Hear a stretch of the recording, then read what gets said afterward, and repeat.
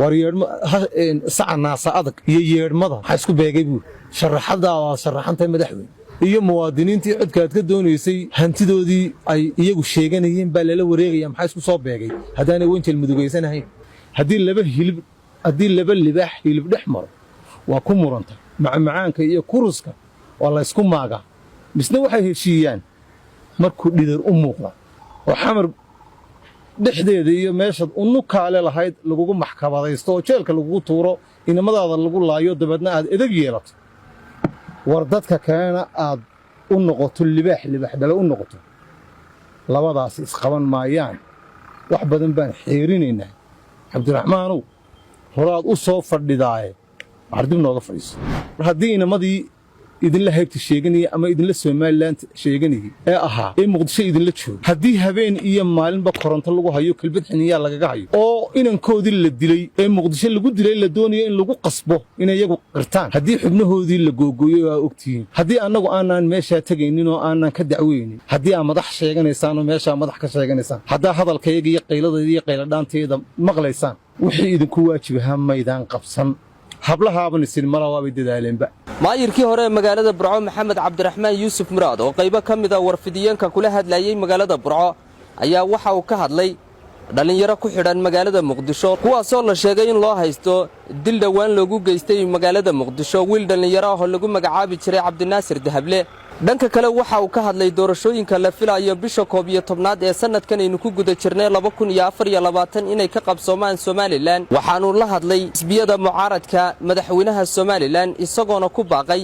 in si nabadgelyo loo galo doorashada la filayo inay ka qabsoonto gudaha Somaliland Maxamed Cabdiraxmaan Muraad oo arrimahaas iyo arrimo kale ka hadlaya ayay waxay hadaladiisa u dhignaayeen sidan galabta bishu 23 maalin salaasa 2024 halkan waxaan ku qaban doonaa shir jirayd oo kooban oo aan isleeyahay waxtar buu u yahay dalka iyo dadkaba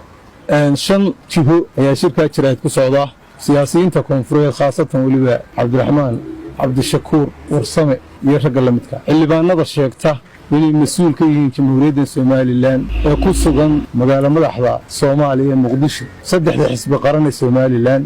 madaxda gobolka Sanaag iyo ugu dambeyn madaxweynaha qaranka jamhuuriyadda Somaliland mudane Muuse Biixi Cabdi jiha kasta laba kelmadood baan ku tuuri oo aslee waxba tari anigu soo horeysiinaya Cabdiraxmaan Cabdishakuur iyo ragga la midka ah ee had iyo jeer aad mooday inay u igman yihiin kala fogeynta iyo xasaradka abuurka dawladda jamhuuriyadda Somaliland iyo wadanka Soomaaliya Cabdiraxmaan Cabdishakuurow isturtuurkayaga iyo kursi kala jiidashadayada ha u qaadanin mas'ala sii dheernatay ha u qaadan laba odayoo naadeeri ahaan ina abtiyaha Salaan Carrabi iyo Cabdilaahi Muuse ayaa laba gabay soo celiyay Salaan Carrabi baa gabay tiriyo Ilaahay u naxariistay gabaygii baa wax laga yara gansaday oo niman ilmaadeero wax kala gaadheen oo ku tilmaamayay taa waxa ka horeysay niman kale oo ilmaadeero Salaan Carrabi ay qoys ka soo jeedaano hore iyaguna wuxuu kala gaareen oo aanu salaan ka hadlay marka salaano maxaad uga hadashay taayada ee tiinaad iyadana u soo qaadi weey kulliba dadka hadaad maagayso ayaa Cabdilaahi Muuse Ilaahay u naxariistay ugu jawaab salaano iyadu haystisheedu habariyum mar hadaanay duxi ka galeen direynteed ka dan raaco goortay damceen ha iska duufin waxaan uga socdaa hadal aad ka hadasho waxa ka dhex taagan ama siyaasad kala jiidashada ka dhex taagan Somaliland ama kursi kala riixashada ka dhex taagan xisbiyada Somaliland ee ka dhex aloosan ee aan cadaawad lahayn ina dilaal ka daydo naf ma ilahay bakaylow soo kuudku adigaaba ku buuxin marka nin siyaasi oo weyn tahay oo MB tahay gole fadhido ummad matalayso dawlad ka tirsan tahay hadalkaad ku hadlaysaa in hadal miisaan noqdo laakiin weynaan noqonin hadal adigana wax ku dhimay ka aad ku leedahayna wax yeelaynin dawladdaada aan waxba taray sida gobonimadu ay tahay kelmad baan ka tusay xamar markuu joogto hiraab baad sheegtay waxa taan hiraab baan adigoo magaca sheegto oo cagaa dhulka la dhac oo xamar unu kaali Muqdisho unu kaali hal hayskaagu kaayay oo aan laguba haysan baan xamar iyo Muqdisho iyo banaadir baad uga aad u badantahay lagu haysanba ayaad garanaysaa farmaajo wixii uu kugu sameeyay wixii sidii uu ku galay aad garanaysaa inamadaadi iyo gurigaagi iyo reerkaagi wixii lagu sameeyay baad garanaysaa inamadii gurigaagi lagu laayay kabaha lagu aasay eelaanka meel lagu aasay ma taqaanida weegti Ilaahay wuxuu ku bixiyay ustaad Aweys Cabdilaahi Weheli oo ama islaam ahaan kuugu digigixday ama hiraab ahaan kuugu digigixday ama muxuu ahaayay habar gidil ahaan kuugu digigixday Ilaahay ku bixiyay maalinta kugu maanaan digan adigoo gacan la laadsanay oo maxkamadu kugu socoto waxaaban lahayn war ninkaa odayga waa lagu gardaroob kuguma maandiin warba sida loo gelayo maanaa waxaanu arkayn dawlad dadkeedii uun ku xadgudubtay baanu arkayn adigana kugumaanaandigin reerkani kumaanaandig iskumaanaankin dirin taa iyo wax badanoo la midan waa ka aamusan adigu maanta jaanis waxaad damacday inaad ka daydo saddexdaa xisbiya tartankooda inaad jaanis ka daydo waana caadadaada inaad somaliland wax ka sheegto nin culimo iyo saxwo ka tirsanaana waata islaamnimada iyo soomaalinimada iyo ehelnimada iyo embiinimada breeg allaalo breeg ku qabanayaa ma jiree waxay noqotay maalin walba inaad tv-ga taagantahay anigoo aan doonaynin inaan kugu xadgud waayo malaa'ig baa garbahayga taaganoo qoraysee cabdiraxmaan cabdishakuurow kelmadun baan kaaga dhigayaa gun ninkii la odhan jiray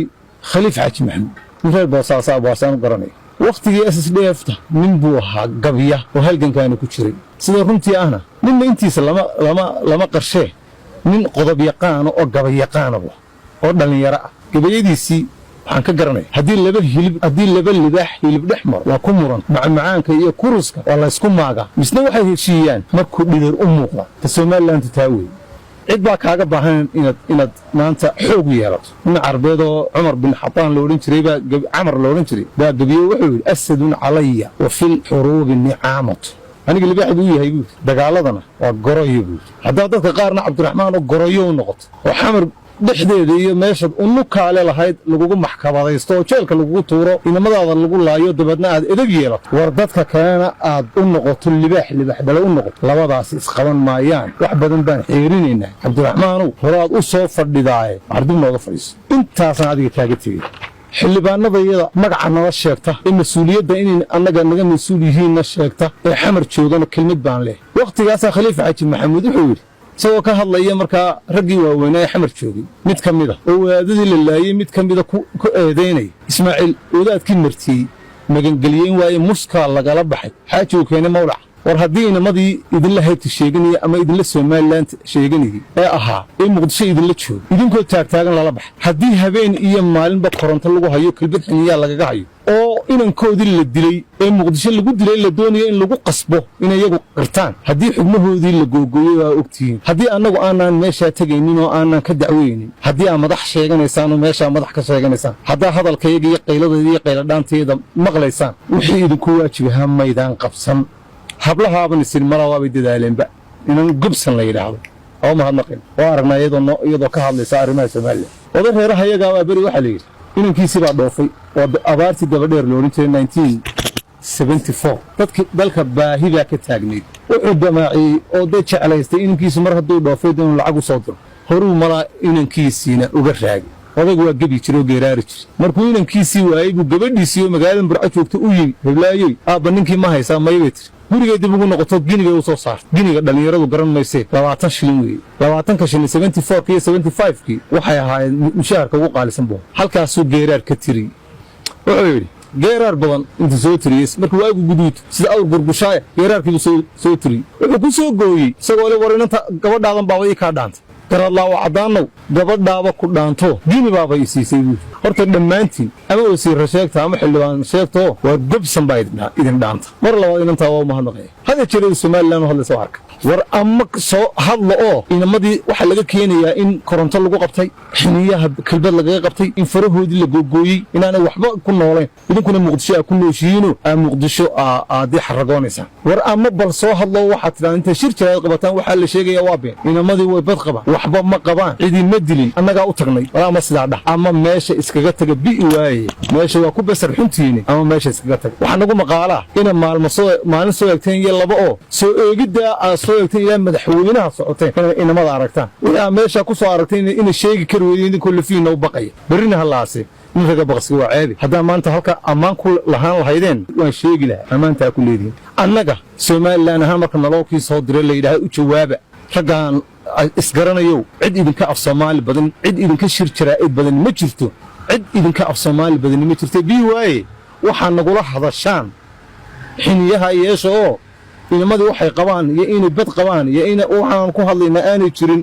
soo sheega shir jaraa'id qabta waxaad tiraa waxba ma qabaan annagaa imika nimi ama waxaad tidhahaan inamadu waxba kuma noolo sidaa la sheegayo xubnahoodina qaar baa la jarjaray xiniyahana kelbad baa lagaga qabtay kooraan baa lagu qabtay waa lagaga yeedhsiinayaa cabdinaasir dahablaanagaa dilay oo aanay dilin oo annagu baanu ognahay meesha aad joogto ama waa la muuqda ama waa la maqan yahay saddexda xisbi ayagana kelmad baan odhanaya doorashadii geed kasta oo ay gashay waa laga soo saaray halkaasay maanta taagantahay saddexda xisbi waxaa looga baahan yahay xisbiga xukuumaddiisu xilka haysaa wuxuu ku difaacan lahaa oo ceebla inuu sheego labada xisbi mucaarado doonaya kursiga ugu sarreeya somalilan doonayana wixii ay ku gaadhi lahayn edeb samaantii iyo dhaqan wanaaggii ay ku gaadhi lahayn haddii ilaahay u qoray baa laydinka doonaya aw xirsi oo hambaliyaynaya golihii sultaan cabdiraxmaan lagu dooranayay kelmad buu ka yidhi loo baahno in la yidhaahdo wuxuu kursi halkaa yaallaa ma jiro waa runtii kursi halkaa iska yaalla oo cid loo qoondeeyey ma jiro waxaa lagala soo baxaya gawsdambeedka iyo caaskaa lagala soo baxaya oo ninkii dixidaaja ee dareemo ugu luqluqa ninkaasunbaa helaya ama xukuumad ha haato ama xisbiyad mucaaradka ha haata nin kursi halkan isaga yaalla oo uu iskaga dullaalaya ma jiree u shaqaysta midhkooda midhka xirsi yidhi madaxweynaha qaranka kelmadda ugu dambaysaan odhanaya madaxweyne maanta haddii aad sharaxan tahay waad madaxtinimada dalka doonayso mar labaad inaad ku soo noqoto soomaaliga ah haddaad qoys damacdo inaad caawa u hoyto casarka haddaad carruurta maqasha la sii joogta aad qaar ka sii humaajido markaad ugu liidato caaw hadal waad la kulmaysaa lagu odhanaya maxaa carruurtayda ku geeyey waxaan maqlay dhakhtar la yidhaahdo sanaag sbeshaalist hosbital waxaan maqlay warqad la soo qorayna warbaahinta waa ku arkaya waa lala wareegaya iyo odayaal qaylinayo buuqayana oo dhakhtarkayagiyaa la wareegi karana waa arkaya maanta umama baahnidba anu waxaan aaminsanahay kaamay soo fulin asli maydi iyo dhakhtarka aynu la wareegnay waxaan isleeyahay waa wanjal mudugaysan baan isleeyahayoo dee malaa adaaba lagula jeeda hadday adiga kaa soo baxdayna ka noqo hadday cid kale wadana jooji ninka asli maydi oo awalna wax tabanayay oo dalkaba iskaga tegay oo wax tabanayay arrinkiisa absolutely halkaa ku jooji baan ku odhan laha waayo keligiima waa nin milyaneera lacagtiisana uma tun waxaa laga yaabaa qaar aynu cod ka doonayno inuu inaga galaafto runtu taa weeye reermiiga waxay ku maamaaha arooskaaga habeen shidhana waa lagu beega war yeedhmada iyo buu yidhi wiilwaal walaashii habeenkii tidhi ninkan wiilwaal dila haddii kale igoo laydaan qabi karayn war saca naasa adag iyo yeedhmada maxaa isku beegay buu yidhi sharaxaddaa waad sharaxantahay madaxweyne iyo muwaadiniintii codka aad ka doonaysay hantidoodii ay iyagu sheeganayeen baa lala wareegaya maxaa isku soo beegay haddaanay wanjal mudugaysanahayn